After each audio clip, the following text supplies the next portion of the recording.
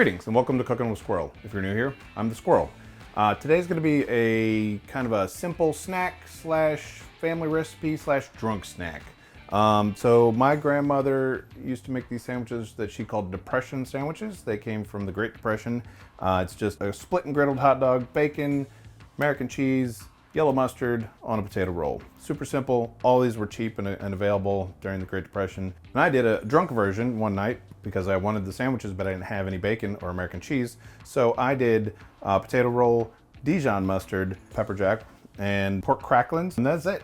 Really, really tasty. Let's get into the cook. We have all our ingredients out, so the first thing we're gonna do is split our hot dogs. So we're gonna go halves. Might be a little long, but a little hangover is not bad. And we're gonna cut this almost all the way through, but not quite, so that we can flop it out like that. Same thing on this one. There we go. All right, now we're ready to cook. That's all the prep. Let's get our pan over kind of medium heat. We're gonna fry off some bacon real quick. One of these slices is far thicker than the other. Cheap bacon, should have gotten better. This is the problem with cheap bacon. I really should have gotten better bacon. This is, in good bacon, you don't see this much water cooking out like this. But I guess we can say I'm true to form. I got the cheap bacon for a Depression sandwich, which was to save money back in the day. Although I did get nice hot dogs. I got Nathan's Famous hot dogs, good all beef Franks. So that doesn't count. Little skinny guys are done. Turn this down before I set the fire alarm off. Probably gonna set the fire alarm off. All right, these look nice and crispy. Let's turn this down even more. Set these aside. Now, I'm gonna toast these buns in this lovely bacon fat. That's not something my grandmother did. However, why waste the bacon fat? And it'll be delicious. Just keep checking them, make sure they're toasting and not burning. That looks pretty good to me. So I'll set that aside. All right, now use the rest of that bacon fat. You don't really need any fat to do the hot dogs, but might as well use it since it's there. Go in with our hot dogs. And I'm gonna use a chef press.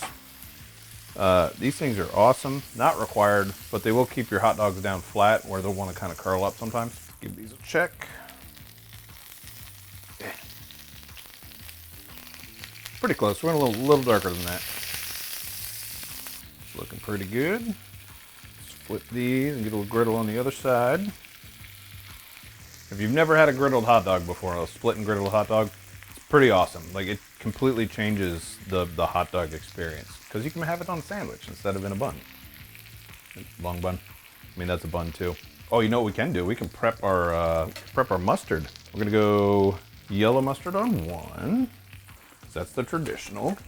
This is pretty fatty and rich sandwich, so the mustard's nice to cut through all that. Some Grey Poupon to be fancy. Just a little thin layer. Let's check our dogs. Oh yeah, those look great. On to our awaiting sandwich breads. Here we go. Now for the fun part. Well, the fun part's the fire. We'll get to the fire in a second. On the original, we're gonna do some bacon that I should have cut longer. Living high off the hog, decided to have 2 slices of bacon on one sandwich. Right on with our cheese. Decided to go chili with lime for 2 reasons. One, these are have just a little bit of lime hit, which is nice, but they are also cut thinner than the other ones, which works a little better on the sandwich, so. Yeah, load her up.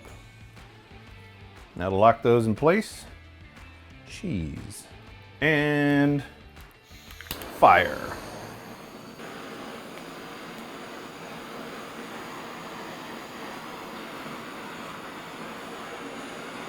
Now, obviously the torch is a little excessive. You don't have to do the torch. My grandmother never melted the cheese. It just went on as it was. I think it's better with the cheese melted. Had the torch out, I hit it with the torch. My version would always have the torch because I need that cheese to lock all those pork cracklins in place. So these are pork cracklins, not pork rinds. So pork cracklins have skin and fat, so they're crunchier. So let us cap this up, give it a little squish, Little squish. Boop, boop, boop. Let's get into these. These are so good. So this is the original. This tastes like my childhood. It may not taste like everybody's childhood, but it tastes like mine. My grandmother made these fairly regularly because they were easy to feed a bunch of kids with. Just super simple, tasty. You can make a big tray of them, put them out at a party. Good snack. Give it a shot. Now, let's try my version. You see all that nice melty cheese there. It's holding all our cracklins together. Listen to this.